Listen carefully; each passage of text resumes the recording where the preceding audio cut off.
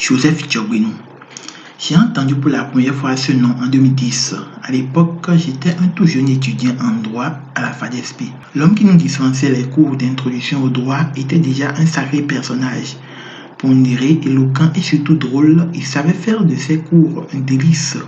On était des milliers d'étudiants à nous amasser dans les amphithéâtres de la FADESP pour suivre ses cours. Je voyais déjà en lui un talent, un grand orateur qui, s'il rentrait un jour en politique, allait faire un malheur. Je ne me suis pas trompé.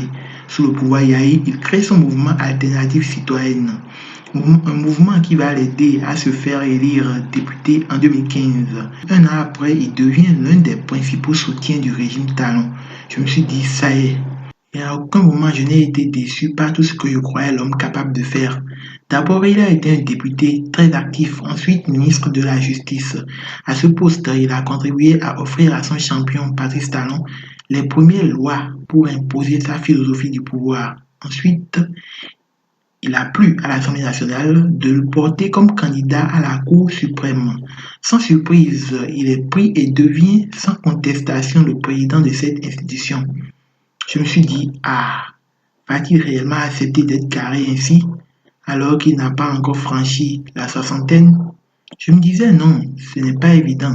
Il est trop ambitieux pour finir sa carrière politique à la cour. Et bien bam, un beau matin, j'apprends qu'il a démissionné. J'ai dit ça y est.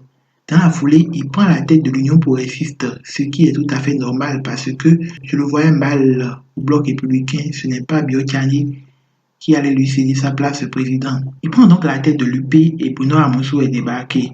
C'était, je l'avoue, un peu brutal, mais le vieux avait besoin d'aller se reposer. Donc, Joseph Diogbenou arrive à la tête de l'UP et le miracle s'opère. Il rallie en quelques mois le PRD à sa cause. Fusion UP-PRD, ce n'était pas évident. Le bloc républicain de Biotchani s'est cassé les dents sur ce projet. Donc, il réussit le maillage UPBR tout en restant président. Formidable. Ensuite, c'est au tour du père de Nathaniel Coty de rallier le parti Baobab. On en était là quand j'apprends que le DUD de Valentin Roudet, un parti d'opposition, a décidé de se fondre dans l'UP. Je me dis, c'est du génie. L'homme, c'est un magicien. Sa magie ralliera ensuite la nouvelle alliance de Tofi Yarou et Bénin En Marche. Tant de fusions qui me laissent bouche bée. Joseph Diogbenou a un gris-gris, franchement, il a un gris-gris. Je ne lui connaissais pas ce côté fin négociateur. Respect. La prochaine étape, c'est le Parlement. Il va très certainement y retourner pour aider Patrice Talon à finir son second mandat en beauté. Ensuite viendra son tour de gouverner parce que je crois foncièrement que cet homme a un destin présidentiel. Il aurait ainsi atteint son but ultime. Diogbenou est né sous une bonne étoile et moi, je le vois déjà président de la République.